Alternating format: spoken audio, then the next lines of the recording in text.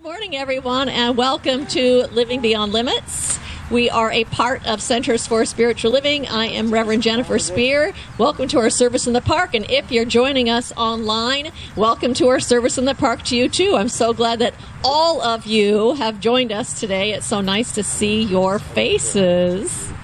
And so I'm going to begin this service today by sharing with you our mission statement. And so if you know it, I invite you to say it along. And if you don't, I invite you just to take it in. It says, we are a sanctuary where people can discover and reveal the presence of God within their own being and experience their oneness with all life. Through the realization of this inner presence of love and peace, we give way to the evolutionary impulse of the divine and become a beneficial presence in the world. And so that's exactly what we're doing here, is we're giving ourselves the opportunity to move back into our own spiritual nature, to move back into that place within us that remembers and that knows that, yes, indeed, we are always connected to and a part of that one living spirit.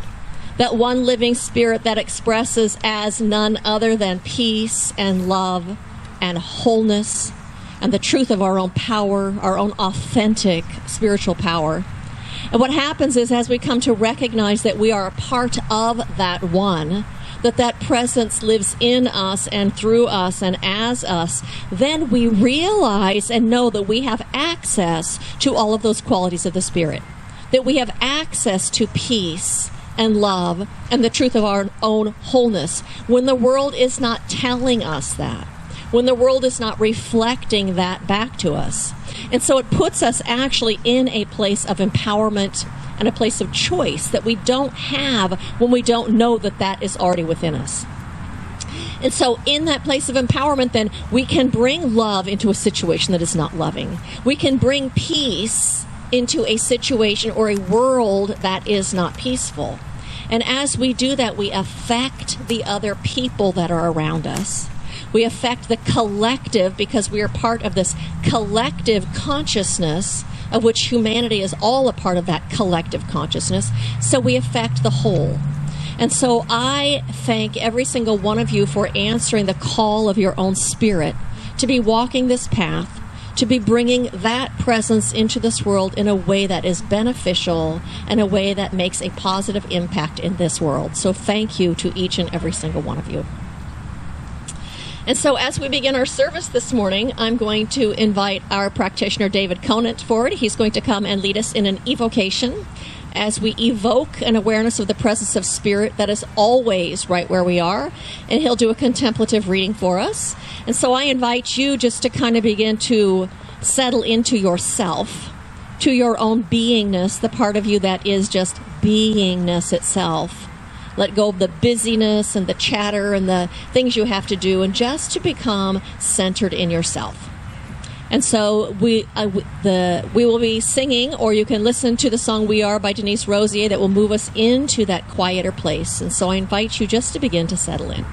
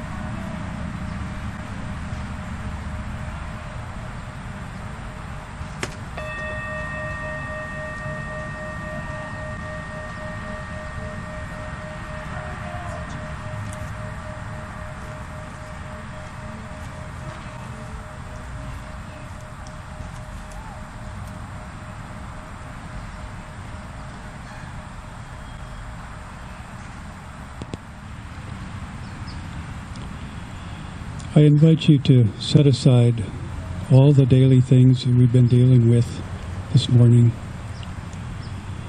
As we become centered and as we recognize our oneness with Spirit, it becomes clear who we are. We are blessed people. Notice that no matter what challenges us, beauty is always with and around us. It's not as if, when we have some spare time, we have to go find what can best be called pure spirit. We are blessed because this pure spirit is who we are. We are living a life in partnership with the divine architect of all the good we can imagine.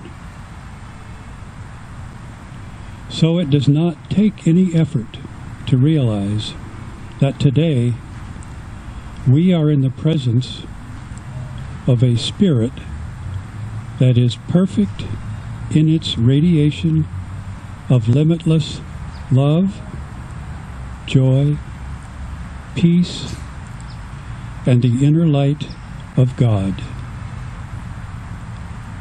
And so, knowing this, I recognize the same for Living Beyond Limits and for Reverend Jennifer.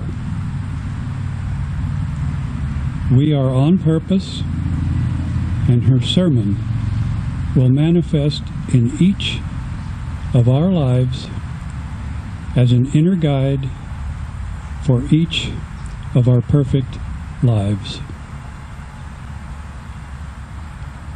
I bless Reverend Jennifer. I bless Ray. And I bless this park that has welcomed us from the very start. And so it is. Good morning.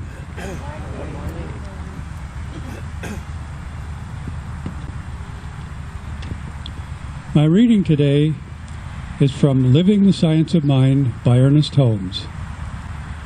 And it is from a chapter called Loose the Consciousness. Goes like this. It is certain that none of us receive as much benefit from this science as we might. We do not permit our consciousness to range in the field of greater possibilities. A certain amount of time should be taken each day for the enlargement of consciousness. This is done by reminding our imagination that the field with which it deals is limitless, that mind is the creator and the sustainer, that mind is infinite, ever available, and always responsive to us. There should never be any sense of finality in our self-discovery. No matter how much good we experience today, we should expect more tomorrow. Expectancy always speeds progress. Anticipation of a better yet to come helps to dissolve the overload of burdens which we now carry with us. Nothing is too good to be true. The kingdom of harmony is already an ever-present reality. But as far as we are concerned, it waits to be perceived. And only as much good can come to us as we mentally receive. We must increase our receptivity, consciously extend and expand our comprehension. And we should say the following several times a day. Good and more good is mine. And ever increasing good is mine. There is no limit to the good which is mine. Everywhere I go, I see this good. I feel it. I experience it. It crowds itself against me, flows through me, expresses itself in me, and multiplies itself around me. And so it is.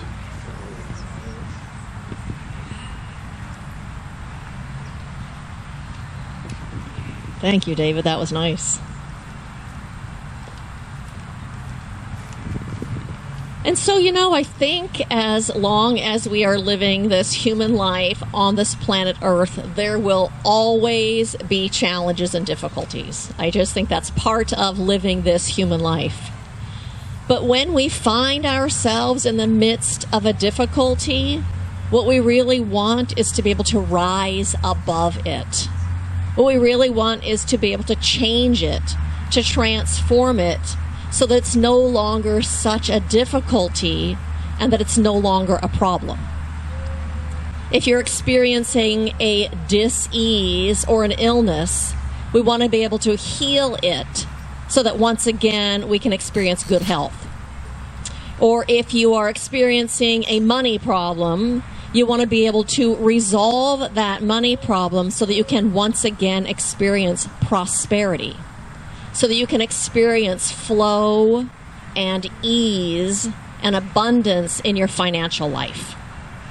And if you're having difficulty in a relationship, or you're not getting along with, say, your neighbor or your spouse or a coworker, we really want to be able to rise above that difficulty and restore harmony and peace and love.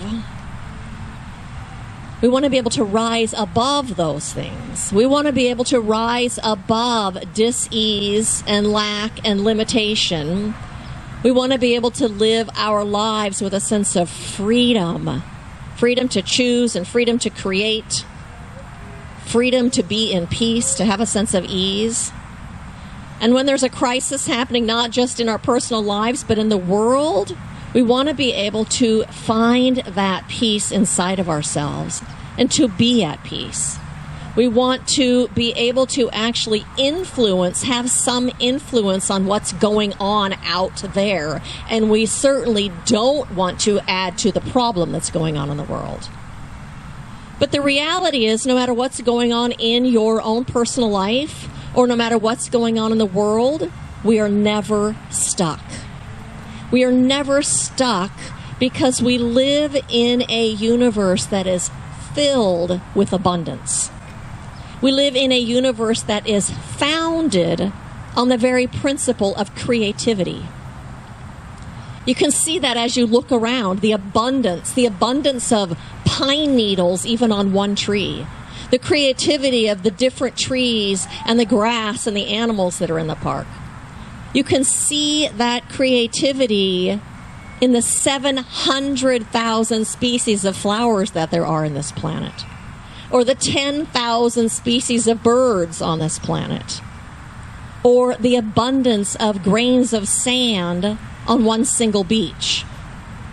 You can see that creativity and that abundance and the unending ideas that flow into the human mind.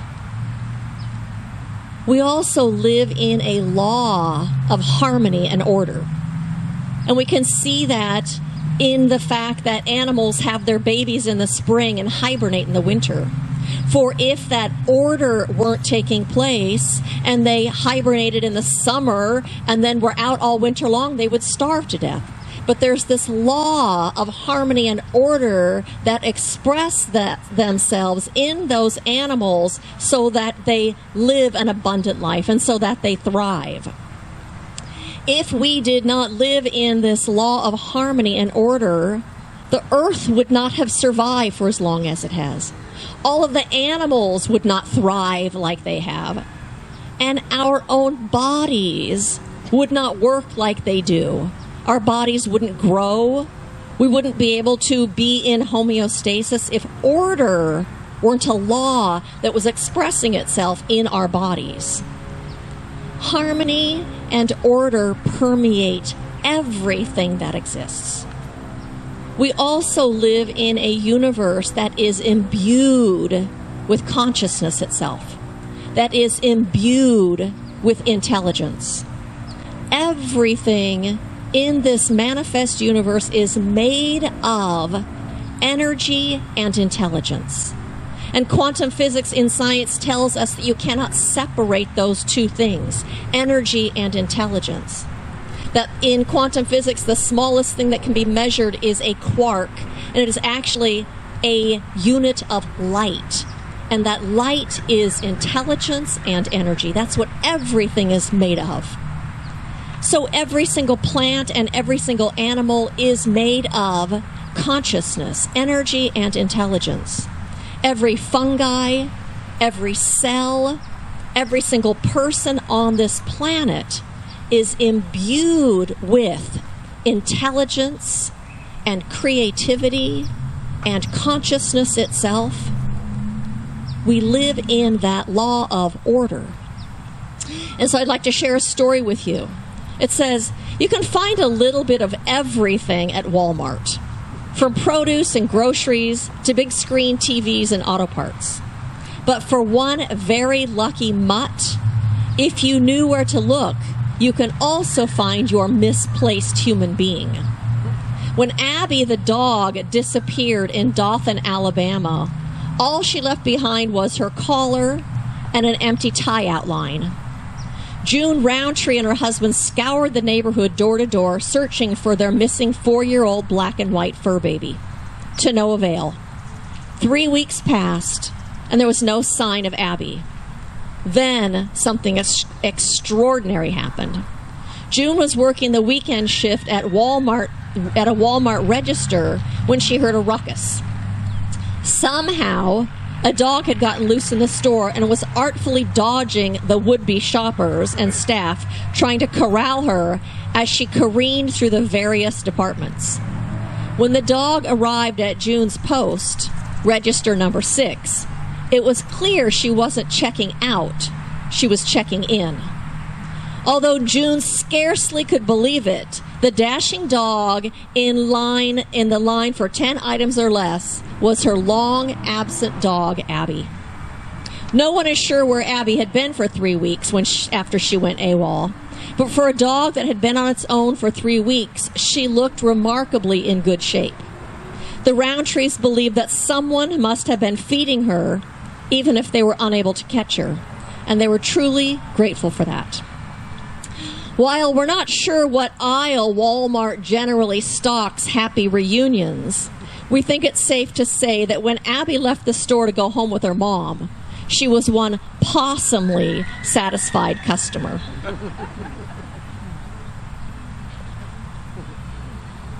That same intelligence that helped her find her mom working at Walmart, that intelligence is the intelligence that orchestrates our bodies.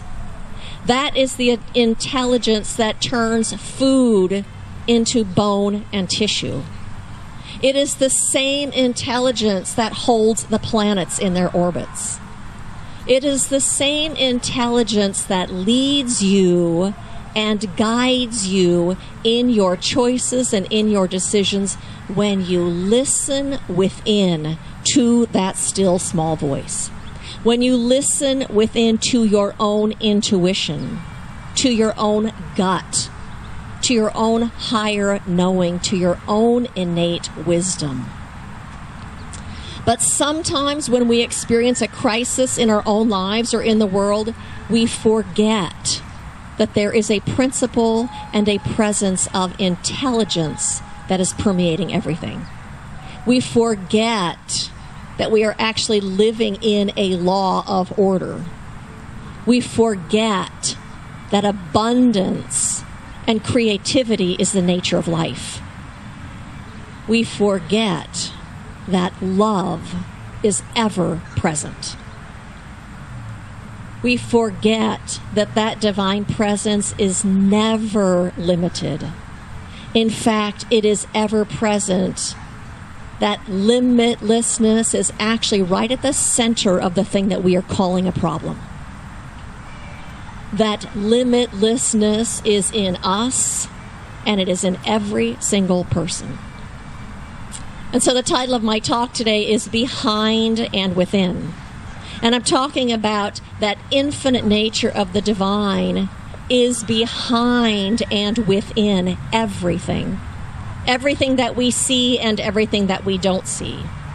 I'm talking about that when something seems to not be working in our lives or in the world, that we need to see beyond the experience and lift our vision so that we might perceive a higher truth, so that we might perceive the spiritual truth, so that we might perceive the truth with a capital T. But the problem is, when we're experiencing some problem in our lives or in the world, we somehow think that that problem has authority. We think that it has power. We forget that our consciousness is the thing that has power. We think that somehow we don't have the power to change what's happening in our lives or to influence what's happening in the world. But you know what? That's why Jesus, the master teacher, said, "Judge not according to appearances." Judge not according to appearances. We forget that that intelligence is behind and within every single thing. We forget that our consciousness is creative, which means our beliefs and our thoughts affect the choices that we make. Our beliefs and our thoughts affect the actions that we take. Our beliefs and thoughts affect how other people respond to us. Our beliefs and thoughts create and influence the collective consciousness, and they are actually reflected into the world. And wherever there is an opening for that consciousness to unfold itself as material effect, it does. Our consciousness is creative. And so Jesus said, "Judge not according to appearances." And in the Science of Mind textbook, Ernest Holmes said, "Dis-ease is a fact, but not a truth." And I will add to that, disharmony, disorder are not a fact. I mean, they are a fact, but they are not the truth. They are an experience, but not a spiritual reality. We must transcend the appearance, even though we admit it as a fact. It's an experience, but it's not a capital T truth. And so the difficulty that you're having in your relationship is an experience. But difficulty is not ultimate truth. It is not ultimate reality. Ultimate reality is that harmony is ever present. Ultimate reality is that wisdom and intelligence and harmony and order are ever present and are permeating everything. Truth with a capital T is that love is present, everywhere present.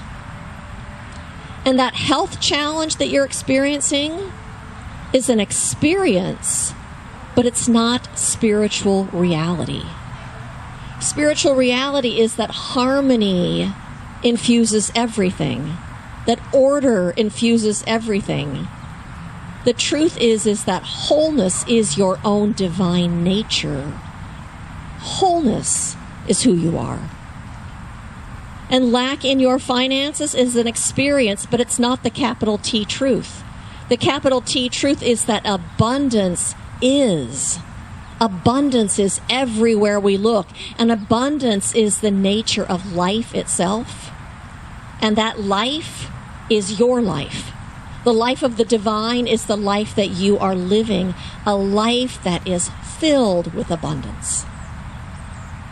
Creativity fills your mind, which leads you to the perfect job, to the perfect solution, to the perfect way to bring that financial good into your life. That absolute intelligence leads you and guides you. And when we are experiencing some sort of a difficulty in our life, the other thing that we forget is that we are eternal beings on this pathway of unfolding and discovering ourselves and who and what we are. We forget that sometimes. And so the invitation is really an invitation from life to remember what we knew before we incarnated in these bodies. To remember that God is ever present, infinite in its nature. Boundlessness is the nature of life. We're called to remember what we have forgotten, but what we knew as spiritual beings before we came here. And so the invitation then is to lift our vision from the problem to the truth with a capital T. To remember what we know, but that we somehow in our very human minds have forgotten. And so one of the things that we do in that case is we do affirmations. We do affirmations to tell ourselves the truth. You know, Eric Butterworth said, we don't use affirmations to make something true. We use affirmations because they are the truth. You tell yourself the truth instead of focusing on how terrible the situation is of whatever it is that's happening in your life. So you might tell yourself then, whatever it is that you need in that situation, so you might tell yourself, love is ever present when you're having a challenge in your relationship. Or you might tell yourself, abundance is the nature of life. Or you might even engage your emotions a little bit and say, I'm so grateful to be living a life of abundance. You tell yourself the truth with a capital T. In the book, How to Change Your Life by Ernest Holmes, he said, your word has power because your word is the action of God through your thought. Your affirmation is the action of God through your thought. It is the spiritual truth announcing itself and bringing itself into being, making itself known. I'm going to say that again. The spiritual truth, your affirmation is the spiritual truth announcing itself. Your affirmation is the spiritual truth making itself known to your human mind, making itself known in the world.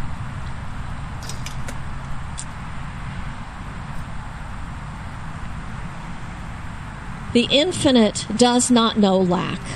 The infinite does not know limitation.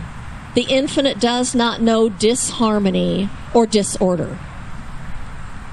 We use affirmations to get our unbelief out of the way, so that in turn, the nature of the divine has a way to unfold, has an avenue, has a space within us to unfold, because our unbelief then is out of the way so the flow can come through us.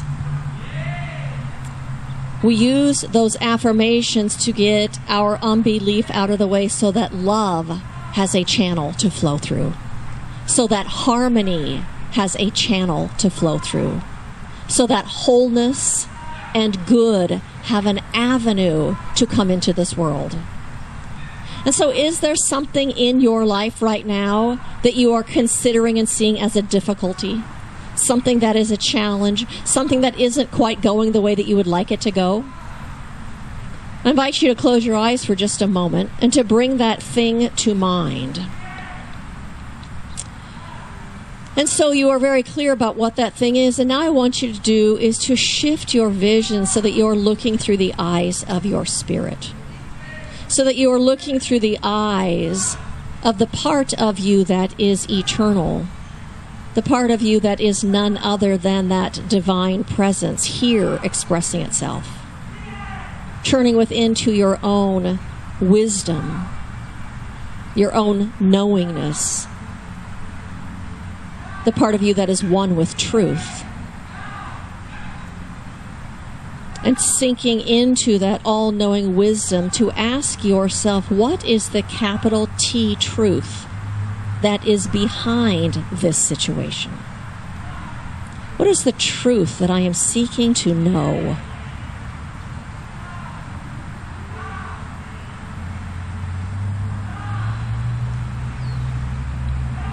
What is the truth that is within this situation that I have not been seeing with my human eyes?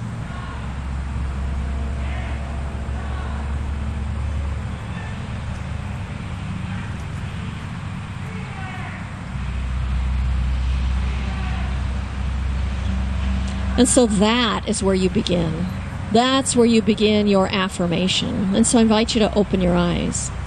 And if you have a hard time coming up with what the truth is that is behind or within that situation, talk to me or talk to one of the practitioners. If you're a practitioner, will you raise your hand? And they will help you figure out what that truth is so that you can use that as an affirmation in your life. They can help you come up with an affirmation that will help you shift your perception from that problem being ultimate reality so that you might in turn just see that it's an experience, but it's not the truth. So that your consciousness can bring forward what it is that you really want. And so we do affirmations and we do affirmative prayer so that we can change our perception. So that we can change our perception thinking that that problem is ultimate reality so that we can see that it is not, that there is a greater truth. So that we can see that there is something greater behind that thing. That there is limitless good and limitless abundance. So that we can perceive harmony and order and peace and discover our own power. In this little booklet, The Gift of Prayer, there was something that talked about doing affirmative prayer that I really liked, and it said, affirmative prayer is to be able to look at lack, yet drink from the unseen wells of plenty. It is the ability to see the facts and flaws, yet know that they are not reality. True prayer is apprehension of the changeless truth which abides at the heart of a changeful world, the truth of life and love and order and joy, the truth of God. Plenty is the reality.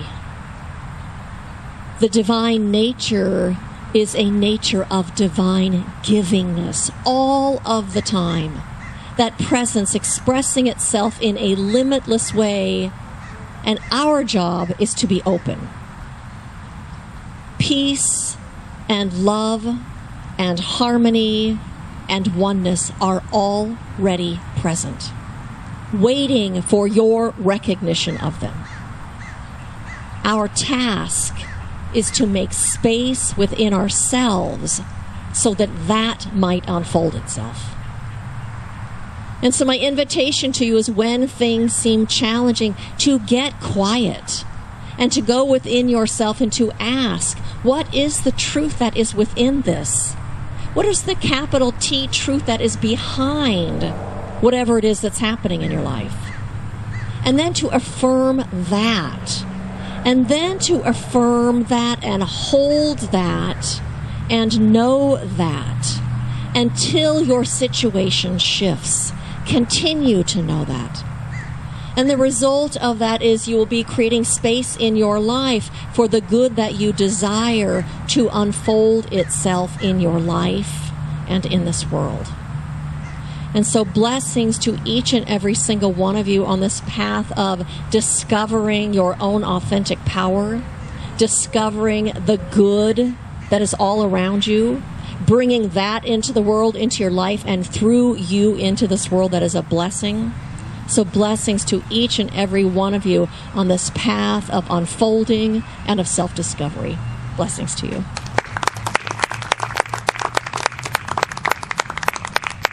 And so I invite you to join me in an affirmative prayer. And so that is exactly what we do right now, is we shift our attention from this material world to the truth. The capital T truth, that really God is all there is. For it is God that is expressing itself in and through and around and as everything. And what I see before me is effect. It is not the cause, it is the effect of consciousness itself. And so I recognize that that one infinite presence is a presence of truth. It is a presence of absolute intelligence. It is a presence of harmony and of order and of good without bound. and it is God's good pleasure to unfold itself in our lives and through our lives within us as all that it is. And therefore I know that all of the love is already right where we are. All of the peace already exists within our own spirit. For our spirit is none other than the emanation, the incarnation, the individualized expression of this one.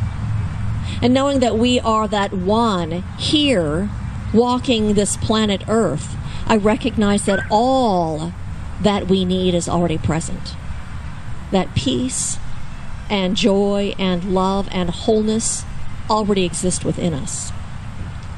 That wisdom and guidance and knowingness reside at the very core of our being. That peace is right here. Sorry about that.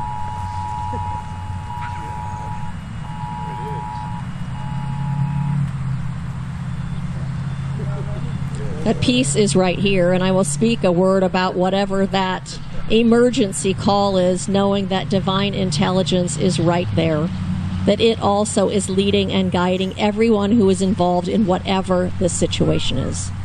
That divine right action is unfolding itself right now. And I know that to be the truth about that situation, and I know that to be the truth about each one of our lives. Divine right action. Right here, right now. Divine right action in this world. Divine right action in the Middle East. Divine right action in political offices. Divine right action everywhere present. And so I rest in that truth, knowing that it unfolds itself as we each create an opening for that. And so we rest in that knowingness here today.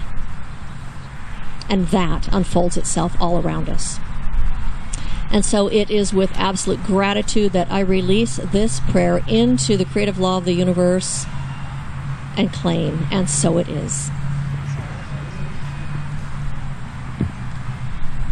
And so I'm going to invite our practitioner, David Conant, forward now, and he's going to lead us in the affirmation that is on your handout.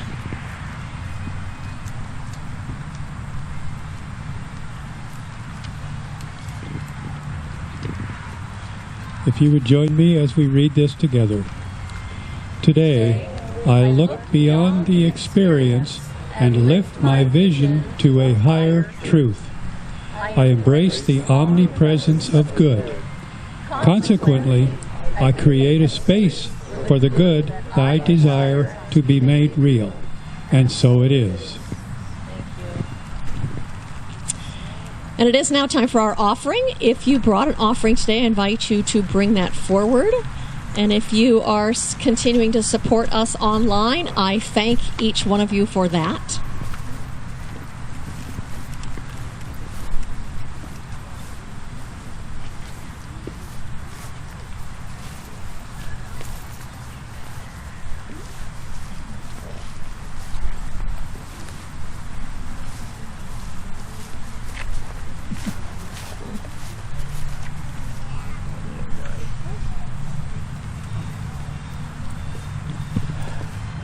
And so I invite you to join me in a blessing of this offering. And so it is from this place of my recognition of our oneness with life, that we are a part of the flow of life itself, and that our giving is just part of the flow and the circulation, as is our receiving. And so today it is from this place of light and openness and truth that I bless this offering, knowing that it blesses us today and that it blesses each person that is to come here, for this offering is transmuted into ministry. It is the thing that enables Living Beyond Limits to continue to thrive as the entity that it is and as the business that it is. And so I bless this offering. I bless this community. I bless Living Beyond Limits. And I invite you to join me in sending a blessing out to this entire world, to every home and every heart, to every person, every country, to everything. And I say, thank you, God. And so it is. And so I really only have one invitation for you today, which you've all heard before, which is we're still looking for a new home. I'm really hoping that we're going to be somewhere inside of a building in October. So if you have any ideas and suggestions of things that we might look at, or know of somebody who has a space that they are renting out, talk to Chris Braunschweiger or me and let me know. And so, we have on the table over there, Sana Elliott, who's one of our members, brought pads of decorative paper and affirmation, read one a day affirmations that's like a calendar, but it doesn't have a date on it. So you just turn the pages, and there's lots of them. So we invite you to take one of those home with you today if you would like that. And so until we see you next week, know that you are loved and that we are so glad that you are a part of this family. And we'll see you here next week.